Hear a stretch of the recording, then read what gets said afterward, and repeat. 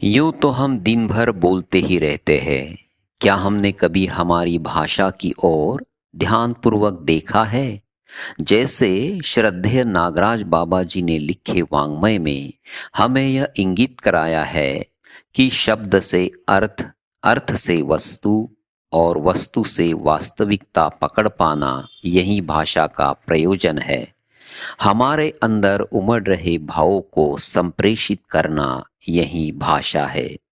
इसी भाषा संवाद को हम विस्तार से सुनते आ रहे हैं। बहुत ही मृदु और सरल भाषा में आदरणीय प्रबोधक योगेश भैया हमें समझाने के लिए तत्पर है। आइए आप भी सुनिए और औरों को भी सुनाइए। आप सभी का स्वागत है। सभी को नमस्ते। हरिहर। बाबा जी के प्रति कृतज्ञता व्यक्त करते हुए हम आज के सत्र की शुरुआत करेंगे। तो इस 10 वर्षीय ऑनलाइन पठन कार्यक्रम में आप सभी का बहुत बहुत स्वागत है। हमने कल के सत्र में भाषा का विश्लेषण देखा कि हम मानव है। मानव का प्रधान भाग क्रिया है, शब्द क्रिया। हम शब्दों से हमारे भाव को संप्रेषित करते हैं। शब्द क्रिया का तात्पर्य है हम एक दूसरे से बोलते हैं। हम बोलते हैं एक दूसरे से, तो यहाँ हमें संबंधी दिखते हैं, तो वह रूप क्रिया हुई। जब हम व्यक्त होते हैं तो भाषा से निहित अर्थ को संप्रेषित करते हैं। हमारा लक्ष्य है हमारा भाव। हम मानव हैं, हमारे में निहित भाव है। हम हमारे भाव पक्ष को समझना चाहते हैं। भाव यानी मौलिकता। मैं व्यक्ति हूं तो मैं व्यक्त होता हूं, इसलिए जैसा मेरा भाव है वैसा व्यक्त हो पाऊं। और व्यक्त होने के लिए भाषा की आवश्यकता है। यही मौलिकता है। हमने स्कूल में भाषा तो सीख ली है, पर ठीक से बोल नहीं पाते। तो बाबा जी ने बाबा जी ने हमें यहाँ ये बताया है कि क्रिया को निर्देशित करने के लिए प्रयुक्त अक्षर या अक्षर समूह को शब्द, शब्द के अर्थ को व्यक्त करने हेतु प्रयुक्त शब्द या शब्द समूह को परिभाषा, तथा परिभाषा सहज मौलिकता ही भाव है। अस्तित्व में भाव वस्तु के रूप में होता है। सभी भाव सह अस्तित्व में होने के रूप में है। तो इसी चर्चा को आगे बढ़ाने हेतु हमारे साथ योगेश भैया जी हैं। तो योगेश भैया जी को मैं आमंत्रित करती हूँ। भैया जी, आपका बहुत बहुत स्वागत है। तो कल के जो चर्चा हमने की, आवश्यकता या और परिभाषाओं की स्पष्टता पर बात की है, उसमें कुछ बिंदु या प्रश्न होगा तो उसको हम अभी लेते हैं या फिर हम आगे बढ़ते हैं। 1 आध 2 मिनट का समय लेंगे इसमें। सभी को नमस्ते। जी भैया, नमस्ते। नमस्ते भैया। जो सबसे ज्यादा ध्यान मेरा जा रहा है, मैं प्रश्न की बजाय उसको बिंदु को रखता हूँ भैया, कि परिभाषा पुस्तक कैसे पढ़ें या पुस्तक पढ़ने के प्रयोजन के रूप में जो आपने बैनर में जो 5 बातें रखी हैं कि पुस्तक में प्रस्तुत विषय वस्तु और मेरा लक्ष्य, इसमें क्या रिलेशन है, क्या मेरे अंतर्दृष्टि और दृष्टिकोण में परिमार्जन आया है, क्या उसका व्यवहार में फलन आ रहा है। ये मुझे काफी अप्रोच जो है वो काफी उपयोगी लग रहा है भैया। और फिर पढ़ने में और उस अनुसार हम मेरी भाषा हो जाती है तो फिर वो उसमें कुछ चुनौतियां आती हैं। लोग कहते हैं क्लिष्ट शब्दों का उपयोग हो रहा है या जो कह रहे हो वो तो दिखाई नहीं दे रहा है। तो ऐसी चुनौतियों का निर्मूलन कैसे हो, इसकी संभावना भी इस प्रस्तुतियों में आएंगी। इससे काफी उम्मीद बन रही है। और कल जो जो भी हम शब्द बोलते हैं उसमें कुछ भाव होते हैं और भाव हमें परिमार्जन की तरफ ले जाते हैं। उसके लिए जो सबसे पहला शब्द आपने चुना वो आवश्यकता, इस पर ध्यान गया। वाकई क्या आवश्यक है उसको समझना सबसे पहली जरूरत है, और ये चार शब्द जो उसके साथ जुड़े हैं, आवश्यकता, आवश्यकतावादी, आवश्यक नियम, ये आ, ये समझना सबसे पहला, एक तरह से ग्राउंड वर्क पहला यही है। तो मुझे ये काफी छू गया भैया। इतनी ही अभिव्यक्ति थी, धन्यवाद।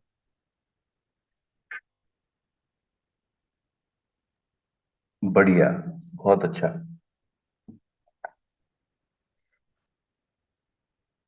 और कोई?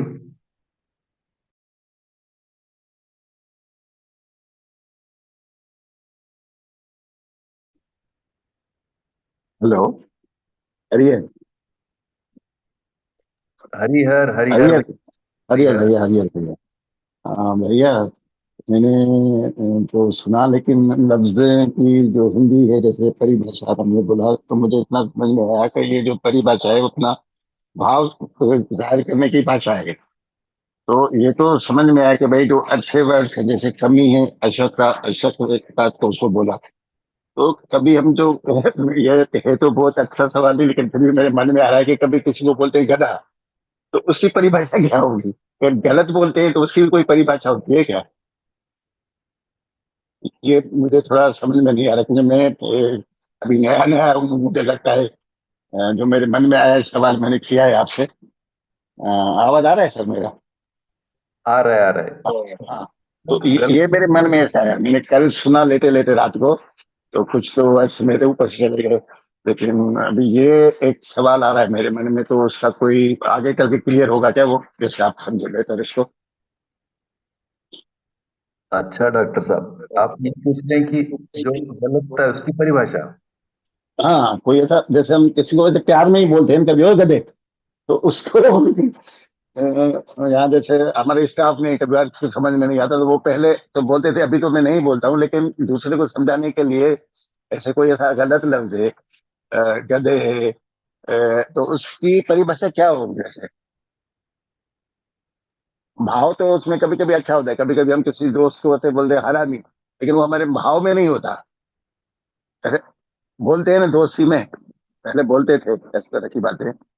तो वो मेरे मन में से आया, तो सवाल किया, आप उसको अदर में मत लीजिएगा, लेकिन आया तो मैंने कहा कि कम्युनिकेशन भी होगा आपके साथ, एक बात भी होगी मेरी, वो मेरा भाव है।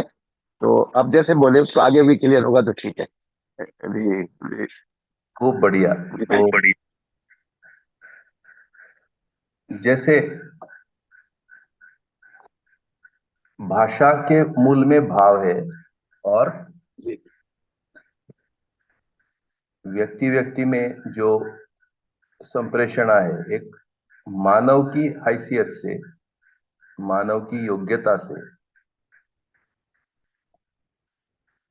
ये ये हमें सीखने की आवश्यकता है। अभी जैसे गालियां हैं, तो सबसे पहले ये समझने की जरूरत है कि जो मैं कर रहा हूं तो मेरे मानसिकता में क्या है। तो जो सम्मान है, यानी मानव भाषा का मतलब है मानव को मानव की योग्यता से संबोधन होना,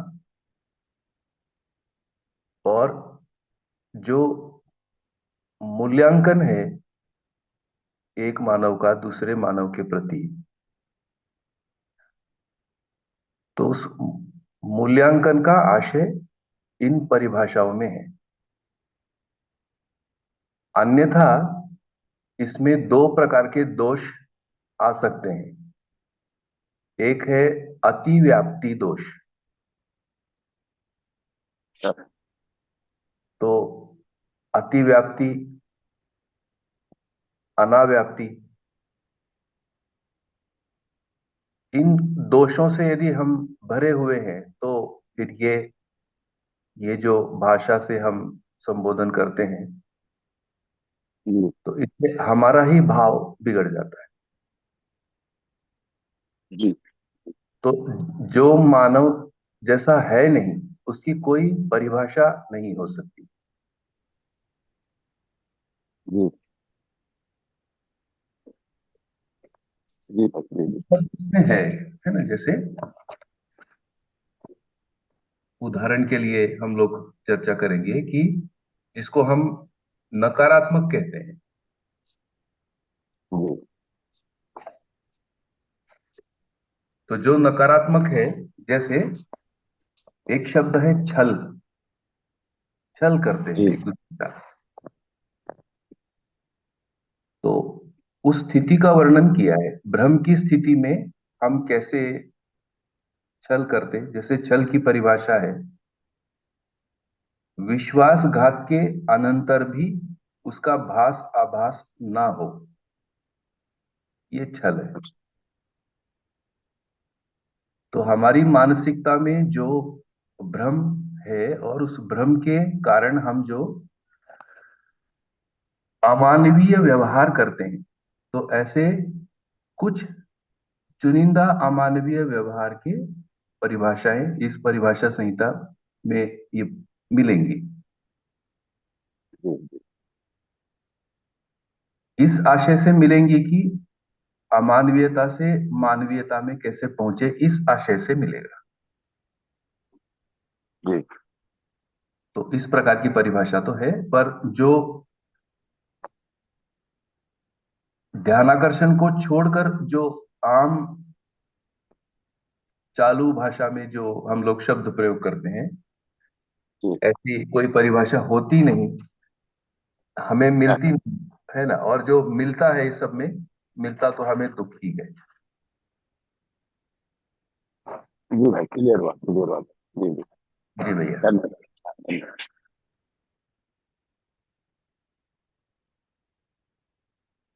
तो आज हम कुछ और मुद्दों को लेकर आगे बढ़ते। तो हम लोग कुछ शब्द मैं यहाँ स्पष्ट करने की कोशिश करूंगा। आने वाले दिनों में हम इन शब्दों की कुछ परिभाषाओं को समझने का प्रयास करेंगे। जैसे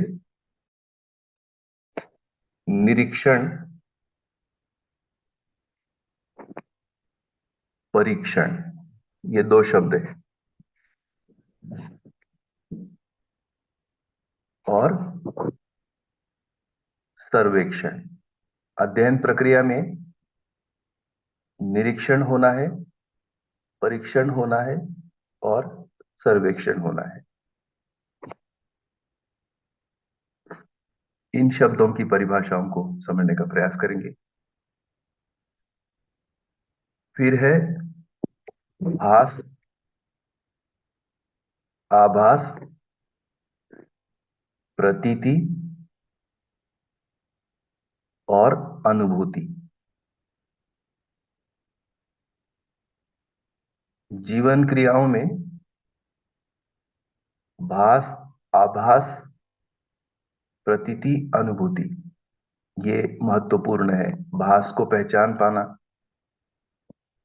तो इन चार शब्दों की परिभाषा। फिर जीवन क्रियाओं में ही आस्वादन, चयन, तुलन, विश्लेषण,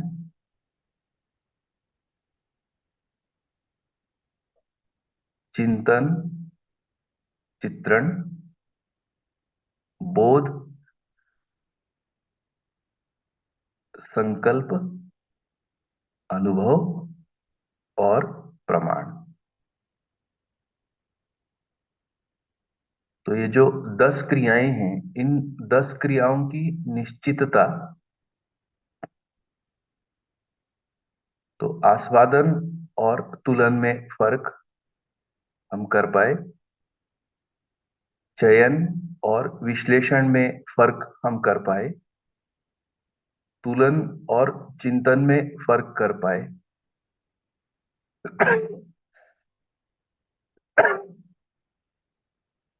चिंतन और बोध में अंतर कर पाए, बोध और अनुभव में अंतर कर पाए। तो परिभाषाओं की स्पष्टता से हमें इन क्रियाओं में अंतर भी समझ में आएगा और ये क्रियाएं भी स्पष्ट होंगी। ऐसे ही मानव की परिभाषा,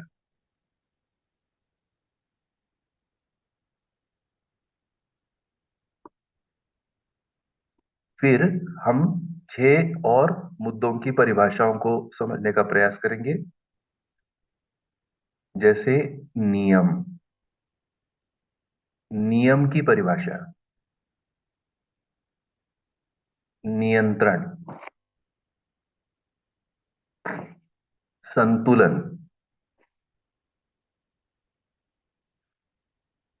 न्याय, धर्म और सत्य। इन 6 मुद्दों में अध्ययन होना है।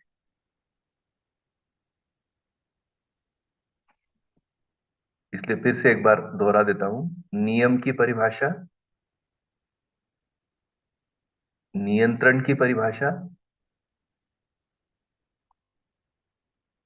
संतुलन की परिभाषा और न्याय की परिभाषा, धर्म की परिभाषा और सत्य की परिभाषा।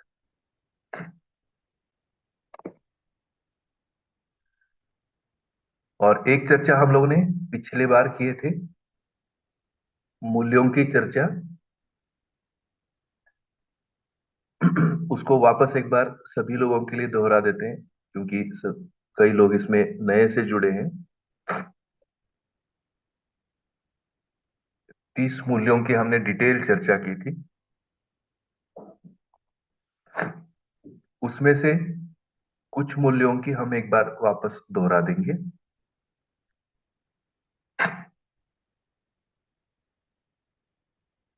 मैं यहाँ कुछ दोहरा देता हूं,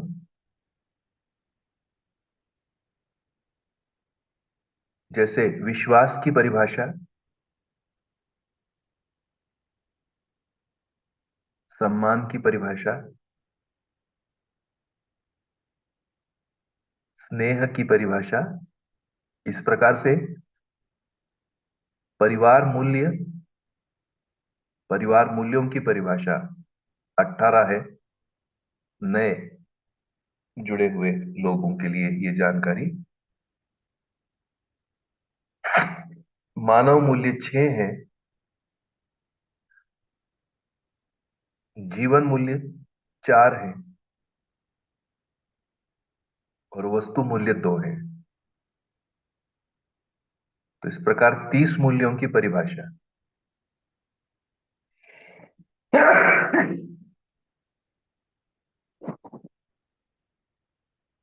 तो ऐसे पुस्तक परिचय के लिए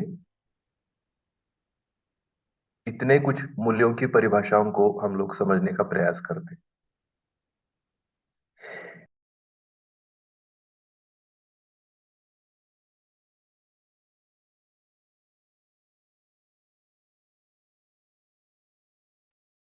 तो यदि आप इस पर स्क्रीन पर परिभाषा संहिता को शेयर कर सके तो हम लोग कुछ, जैसे अभी हम परिभाषाओं को कुछ बिंदु या मुद्दे जैसे मैंने दोहराए, उनकी एक एक करके परिभाषाओं को समझने का प्रयास करते हैं। या आपने भी कल दिन भर कुछ परिभाषाओं को पढ़ने का प्रयास किया होगा, तो आप भी इसमें शेयर कर सकते। जितना मेरा ध्यान गया और जितना इस 4-5 दिनों में हम कवर कर सकते हैं अपने ध्यानाकर्षण के लिए, उतना मैंने कोशिश की थोड़ा सा विचार करने की।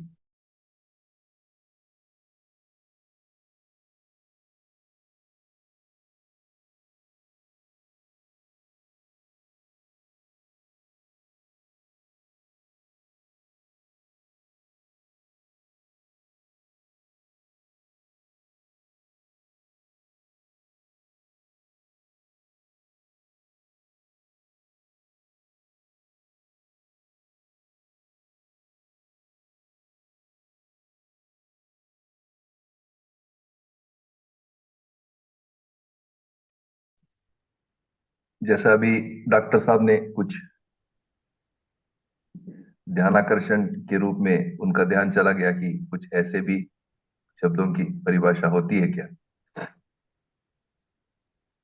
तो भ्रम की स्थिति में दो मुद्दे हैं। जब तक ये स्क्रीन शेयर होती है तब तक भ्रम की स्थिति में दो मुद्दे, भय और भ्रम। तो भय और भ्रम की परिभाषाओं को थोड़ा सा ध्यान देते हैं। भय कैसे परिभाषित किया है? अमानवीय मूल प्रवृत्तियों का स्व पर प्रभाव, ये भय है।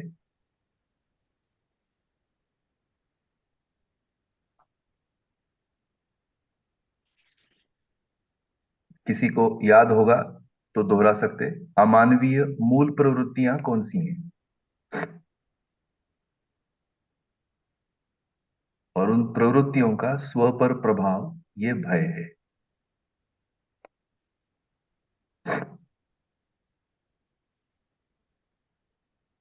कोई दोहरा सकते? 5 अमानवीय प्रवृत्तियां।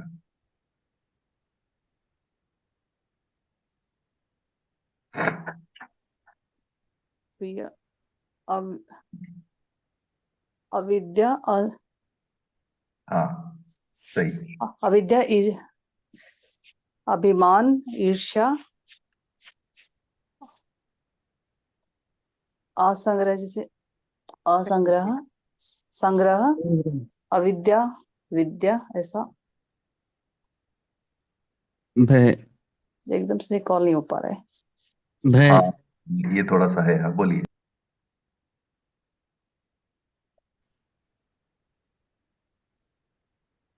भय भी है, भय। सही। तो ये जो मूल प्रवृत्तियां हैं उनका स्व पर प्रभाव को भय कहते हैं। फिर एक और स्थिति का वर्णन है। भय कैसे पहचाने? संदिग्धता, सशंकता एवं विरोध ही भय है। संदिग्ध यानी अस्पष्ट होना, सशंक होना और विरोध होना, ये भय है।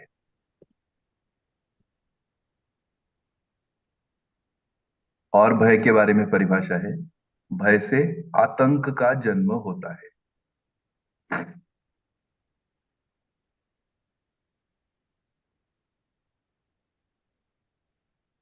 तो जब कभी मैं भय को अपने में स्पष्ट होने की कोशिश करूंगा, ये 3 मुद्दों से अपनी मनस्थिति में जो मानसिकता उत्पन्न हो रही है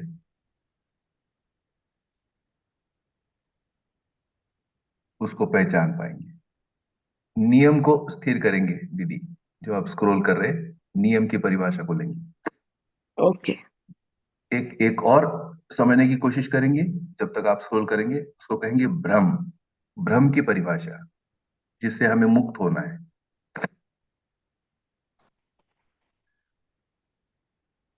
सत्य बोध के अभाव में चित्त में होने वाली चित्रण क्रिया, जिसमें अतिव्याप्ति, अनाव्याप्ति, अव्याप्ति दोष रहता है, भ्रम होता है। फिर से एक बार दोहरा देते हैं। भ्रम सत्य बोध के अभाव में चित्त में होने वाली चित्रण क्रिया, जिसमें अतिव्याप्ति, अनाव्याप्ति, अव्याप्ति दोष रहता है, भ्रम होता है।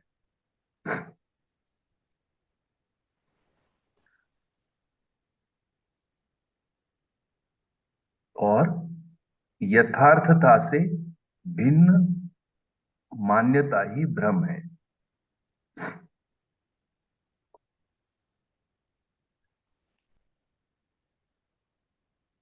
इस प्रकार अब इस भ्रम से मुक्त होना है तो ब्रह्म मुक्ति भी साथ में दिया है, उसको भी पढ़ लेते। ब्रह्मानुभूति, पूर्ण क्षमता, योग्यता और पात्रता से संपन्न होना ही ब्रह्म मुक्ति है। तो अब अपने में जांचने के लिए भ्रम को जांचने के लिए सत्य बोध के अभाव में चित्त में होने वाली चित्रण क्रिया, अनेक प्रकार के चित्रण हमारे में चलते हैं और इसमें सत्य बोध का अभाव होने से चित्रों में अतिव्याप्ति, अनाव्याप्ति, अव्याप्ति दोष रहता है, भ्रम होता है और फलस्वरूप हमसे झूठ क्रियाकलाप होने लगते।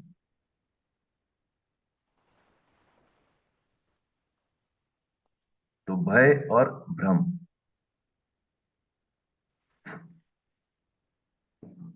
अब हम ये जो दो मुद्दे हैं, निरीक्षण,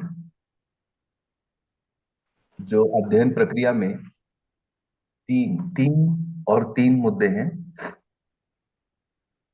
वो हमको आगे पुस्तक पठन में उपयुक्त रहेंगे। जैसे हम 1 दिसंबर से विधिवत डिटेल पुस्तकों का पठन और विश्लेषण करने वाले हैं। उसमें निरीक्षण, परीक्षण, सर्वेक्षण, ये प्रक्रिया है। तो निरीक्षण किसे कहा गया? परीक्षण का मतलब क्या है और सर्वेक्षण का मतलब क्या है? तो निरीक्षण, परीक्षण, सर्वेक्षण, और हम समझने की कोशिश करेंगे भास, आभास, प्रतीति और अनुभूति। ये धन्यवाद दीदी, ये सामने आया है निरीक्षण, निरीक्षण की परिभाषा। निश्चित अर्थ में किया गया मूल्यांकन, ये निरीक्षण है। निश्चयपूर्ण, स्पष्ट, स्थितिगति दर्शन, ये निरीक्षण है।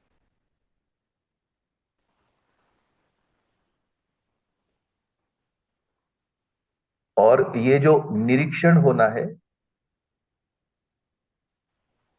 स्वनिरीक्षण, जिसे हम स्वयं में निरीक्षण कहेंगे।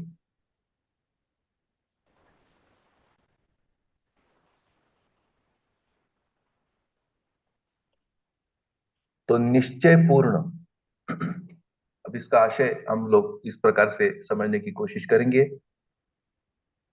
कि देखने का निश्चय हुआ है, स्वयं को देखने का निश्चय हुआ, तभी निरीक्षण हुआ। अन्यथा, जैसे अभी भ्रम की स्थिति है, भ्रम की परिभाषा देखिए,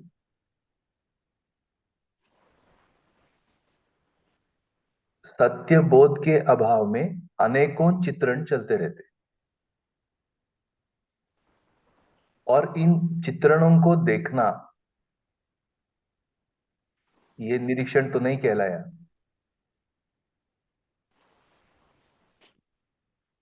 तो इस प्रक्रिया में अभी ऐसा तो नहीं है कि हमें अनुभव हो गया, क्योंकि अनुभव मूलक परिभाषा में निरीक्षण को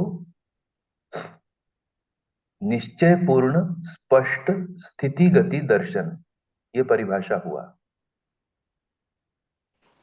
तो अभी भ्रम की स्थिति में निश्चयपूर्ण, स्पष्ट, स्थितिगति दर्शन कैसे होगा?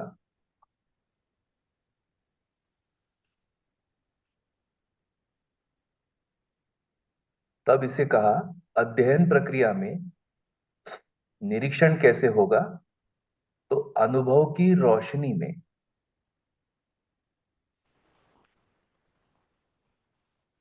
और आत्मा की साक्षी में, अधिष्ठान की साक्षी में। तो अनुभव की रोशनी और अधिष्ठान की साक्षी।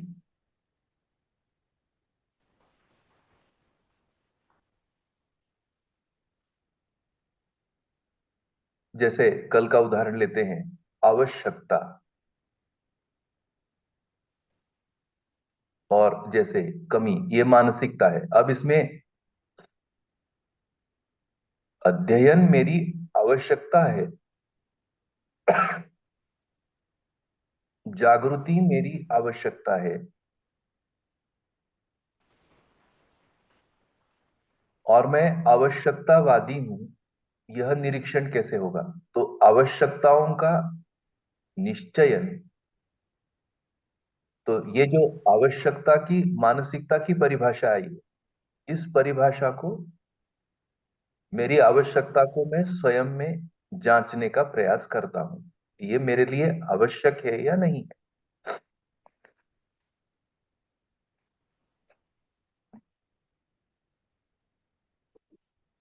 तो जैसे जैसे ये स्पष्ट होगा,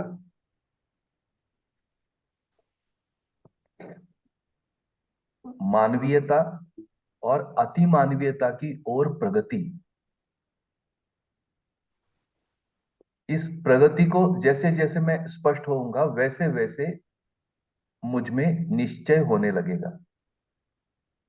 और ऐसी निश्चय की स्थिति में मैं स्वयं में स्पष्ट स्थिति और गति का दर्शन भी करने लगूंगा, यानी मैं स्वयं को देखने लगूंगा।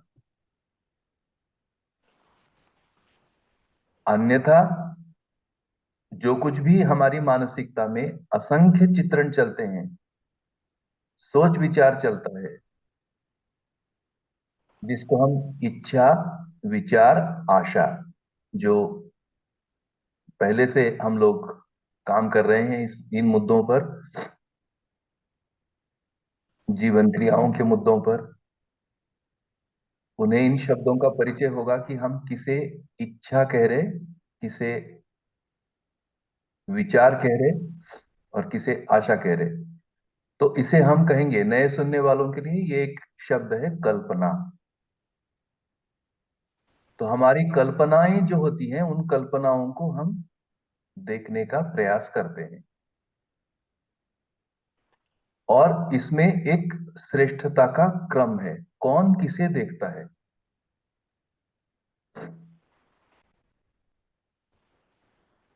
जैसे मन को वृत्ति, वृत्ति को चित्त, चित्त को बुद्धि, और बुद्धि को आत्मा, यानी मध्यस्थ क्रिया। तो एक उदाहरण के लिए, एक और सरल उदाहरण, जिसे हम कहेंगे शुभ की चाहना, सुखी होने की चाहना। इसे मैं स्पष्ट करना चाहता हूं स्वयं में। तो सुखी होने की चाहना को निरीक्षण में ले आते हैं। तो ये जो शुभ कामना है, सुखी होने की चाहना है, ये मुझ में कैसे है, और इसका मैं स्पष्ट स्वयं का स्थिति और गति दर्शन करना चाहता हूं, स्पष्ट होना चाहता हूं कि ये मुझ में है।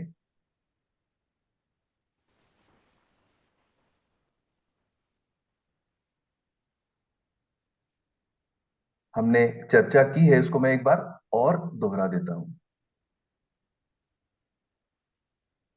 जैसे भ्रम की स्थिति में हमको हमारे बारे में एक स्थिति गति मिलती है, जिसको सारांश रूप में सुखी होना और दुखी होना ऐसे कहते हैं। तो हम कभी सुखी होते हैं, कभी दुखी होते हैं। भ्रम की स्थिति में। अब ये जो सुखी दुखी होने वाला ये जो हमारी स्थिति है,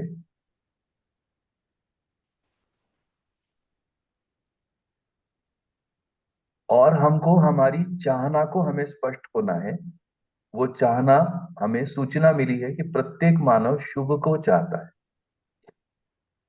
प्रत्येक मानव में शुभ कामना है।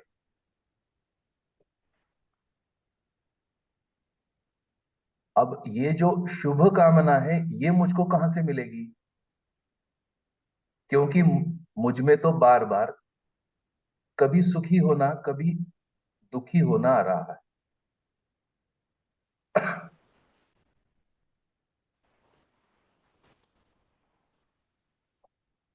अब हमें अनुभव की रोशनी में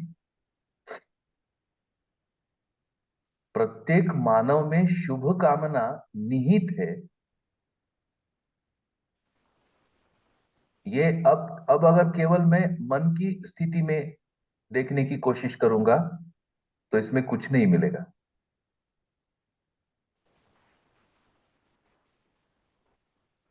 तो हमें और जानकारी मिल गई कि ये जो क्रियाएं हैं ये क्रियाएं और हैं। तो वो क्रियाएं हैं वृत्ति की क्रिया जिसमें तुलन होता है। अब वृत्ति की क्रिया देखना, अब इसमें ये जो निश्चय पूर्णता है ये निश्चय पूर्णता हमें श्रवण से मिलेगी।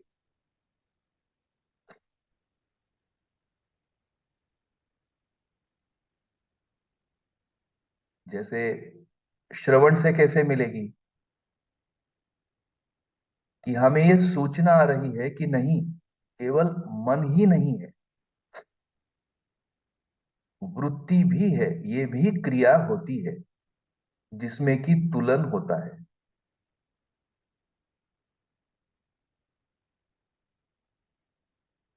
अब अगर ये सूचना आई है, उस पर काम करने का निश्चय होना, उस स्थिति में वृत्ति क्रिया को हम निरीक्षण करने की स्थिति में आएंगे।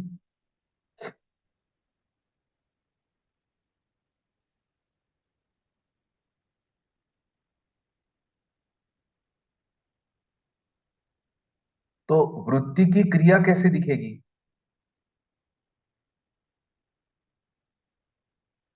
तो अब हमारा श्रवण निरंतर बने रहने से यह भी जानकारी आई कि वृत्ति से अधिक एक और क्रिया है, उसका नाम है चित्त, जहां चित्रण होते हैं। इस प्रकार से सभी जीवन क्रियाओं के बार बार श्रवण होने से और उसमें देखना क्या है, क्या वस्तु उसमें देखना है, ये श्रवण होने से, जांचते रहने से धीरे धीरे हमारी मानसिकता में अब स्पष्ट रूप में उसमें जो क्रियाएं हैं, जैसे मन, वृत्ति, चित्त, इन क्रियाओं में जिसे हम कहेंगे अंतर नियोजन होने लगेगा। इसलिए यहां जो दूसरी परिभाषा दिया है, निश्चित अर्थ में किया गया मूल्यांकन। जैसे हम हमारा ही मूल्यांकन करने में सफल होने लगेंगे, जैसे निरीक्षण में हम हमारी शक्तियों का नियोजन करने लगेंगे, जिसको प्रत्यावर्तन क्रिया भी कहा गया।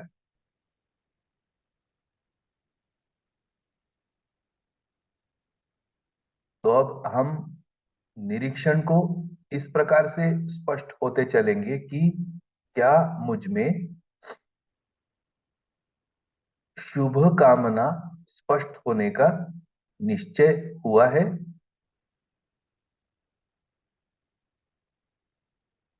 और ये कैसे हमको दिखेगा। जो कुछ मेरे अभ्यास में है वो मैं अभी आपको कुछ स्पष्ट करने की कोशिश करता हूं।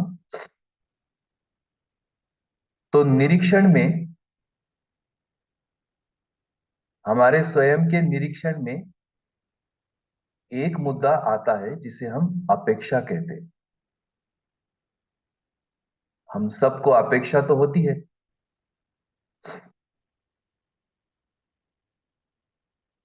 अब हमको अपेक्षाओं में स्पष्ट होना है।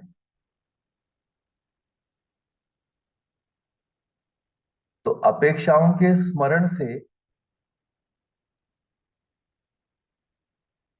अब इन अपेक्षाओं को एक प्रकार से हम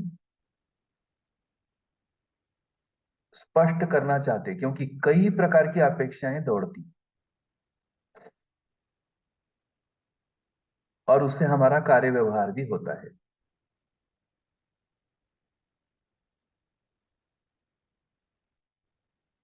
तो जैसे एक शब्द और आया है, अपेक्षाएं होनी है, और इन अपेक्षाओं को हमको स्पष्ट होना है निरीक्षण से, उसे हम कहेंगे सहज अपेक्षा होना।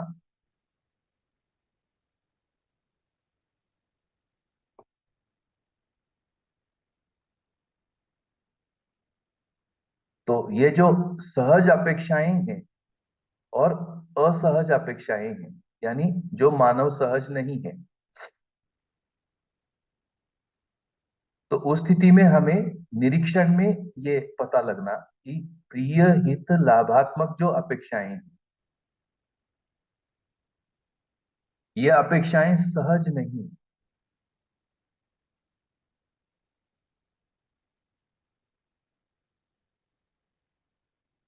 और अगर ऐसी ही अपेक्षाएं रहेंगी तो एक जगह इन्हीं अपेक्षाओं से भय की निर्मिति होती है।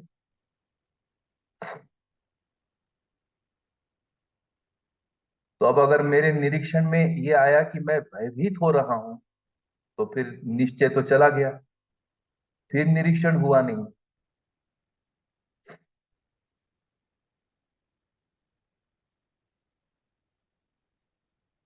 तो भयभीत होकर के, यानी फिर आवेशित हो गए तो निरीक्षण चला गया।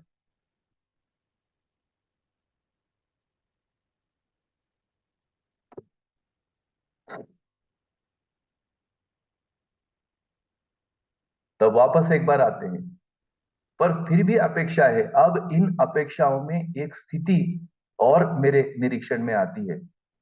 उस स्थिति का नाम है रिक्तता।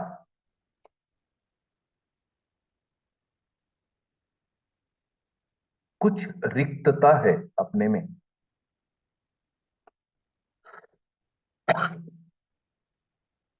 और यह रिक्तता ही अपेक्षा है, जिसे हम कहेंगे कुछ चाहिए। सब कुछ तो है मेरे पास, यानी सुविधाएं तो है, पर फिर भी रिक्त लगता है। तो ये लगने से निरीक्षण क्वालिफाई नहीं होता।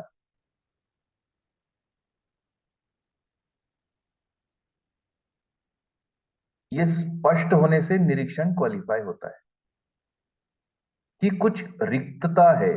ये मुझ में स्पष्टता है,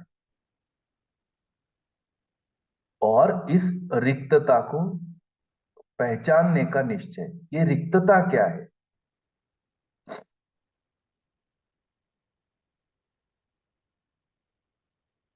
उस स्थिति में जब हम श्रवण को बराबर बनाए रखते हैं, तो फिर ये रिक्तता आता है। वो स्पष्ट होता है कि हमें न्याय की स्पष्टता चाहिए, न्याय की रिक्तता है।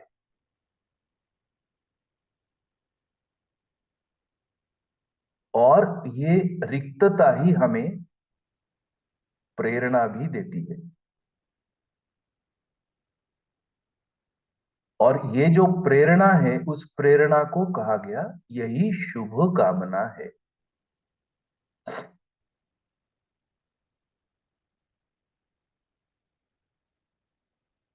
मुझमें न्याय सहज अपेक्षा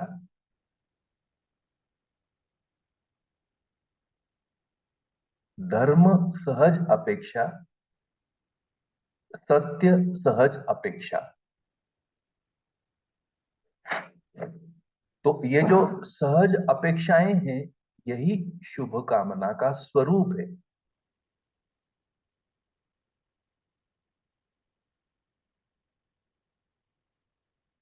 अब ये इसका स्रोत क्या है, इस प्रेरणा का स्रोत क्या है, क्यों मुझको लगता है कि न्याय सहज होना है?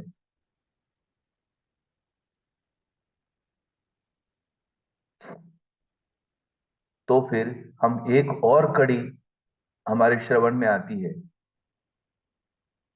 कि एक और क्रिया हो रही है, उसे हम कहेंगे चित्त की क्रिया।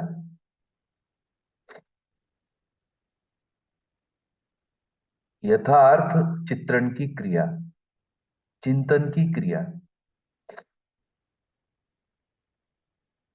उस क्रिया का प्रभाव वृत्ति में है।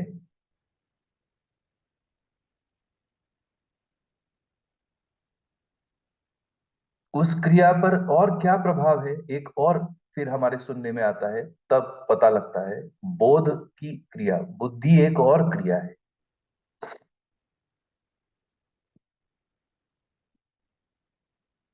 इसका स्रोत क्या है? तो और पता लगता है श्रवण से एक और क्रिया है, उसको हम कहेंगे मध्यस्थ क्रिया, यानी आत्मा की क्रिया। तब ये श्रवण में आता है कि आत्मा नित्य शांत है, आत्मा में कोई आवेश नहीं है।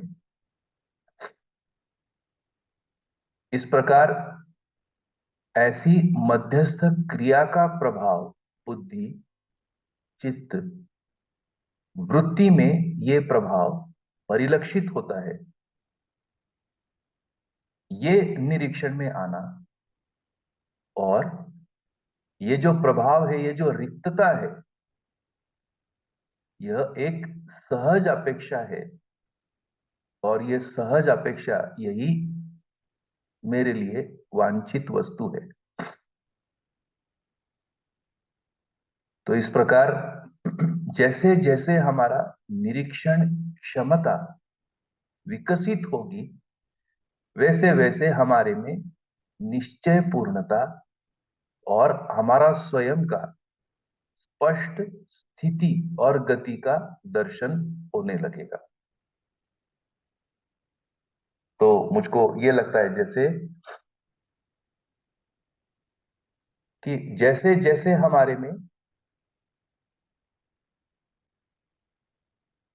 स्वयं का मूल्यांकन होने की बात है, वैसे वैसे हम स्वयं के निश्चित अर्थ को पहचान पाएंगे। तो हमारा मानव होकर एक निश्चित अर्थ है कि हम शुभ चाहते हैं।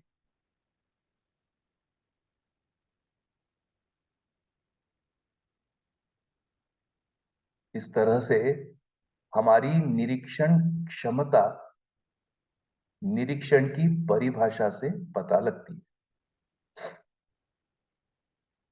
तो हम पहचान पाएंगे कि यदि निश्चित अर्थ में हम हमारा मूल्यांकन नहीं कर पाते हैं तो फिर ये निरीक्षण सफल नहीं हुआ। और हम हमारा स्पष्ट स्थिति गति दर्शन नहीं करते हैं तो भी हमारा निरीक्षण नहीं हुआ। तो यदि हम हमारा निरीक्षण ही नहीं कर पाते हैं तो फिर हम आगे जिसे हम अध्ययन कह रहे हैं ये कैसे होगा?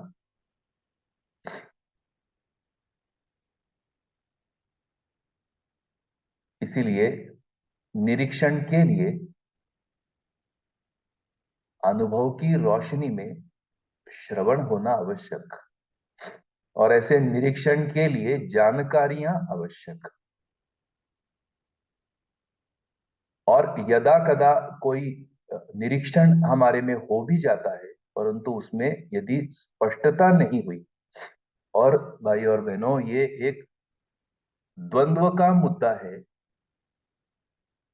ज्ञान के रास्ते पर काम करने वाले अनेकों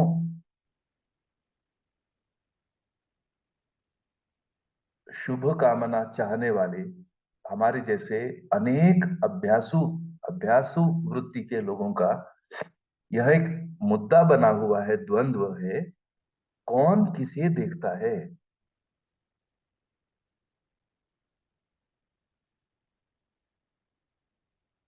जैसे हमारी मान्यताओं में भी आता है कि भाई ईश्वर देखता है या जीवन देखता है, कौन किसे देखता है।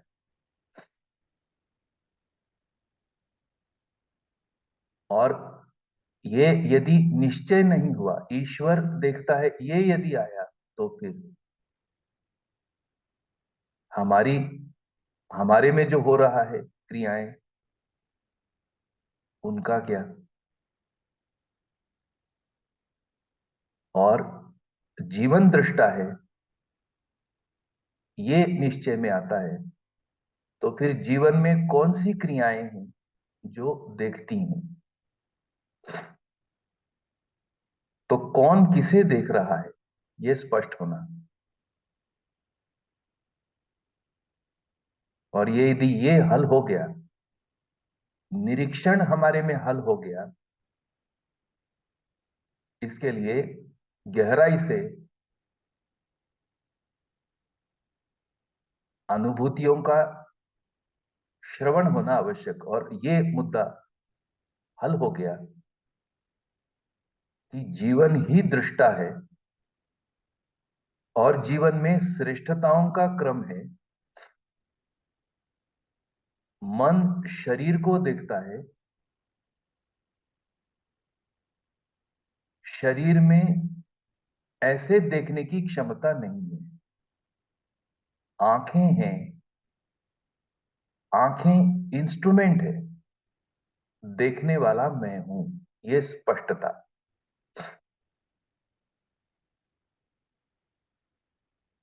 ये निश्चित अर्थ, ये स्थिर होना, इसके लिए भी निरीक्षण ही वो क्रिया है। तो मन शरीर को देखता है, वृत्ति मन को देखती है, और इस प्रकार से ये पूर्णता दृष्टा पद प्रतिष्ठा तक, यानी मध्यस्थ क्रिया आत्मा दृष्टा है। और ये जो दृष्टा एक बार होने पर अनुभव और मूल्यांकन हमारे में ये क्रियाएं स्पष्ट होने लगती हैं। तो इस प्रकार से आज हमने निरीक्षण पर कुछ समझने की कोशिश की परिभाषा विधि से। आगे अध्ययन प्रक्रिया में हम कुछ और मुद्दों को समझने का प्रयास करेंगे। और जितने शब्द मैंने दोहराए, यदि आज दिन भर में इन शब्दों की परिभाषा हम आप सभी एक बार परिभाषा संहिता पुस्तक से समझने की कोशिश करेंगे और आगे बढ़ेंगे। बहुत सारी आज के दिन की शुभकामनाएं।